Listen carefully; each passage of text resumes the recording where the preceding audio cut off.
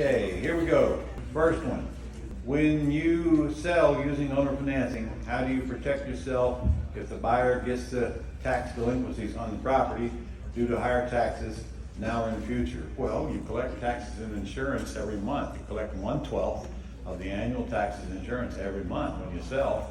And if you have an underlying loan, you're going to just forward it to them and they're going to pay the taxes. And if you don't, then you collect the taxes and insurance. But I do that by having a company called Escrow Serve. That's ESCROSERV.com. Collect the money from the buyer, pay the taxes and insurance, and deposit the rest in my account. It costs $15 a month, and I pass that on to the buyer. Never have to worry about a buyer having tax delinquencies. Remember now, when doing on a lease option, the buyer does not pay taxes or insurance, pay rent.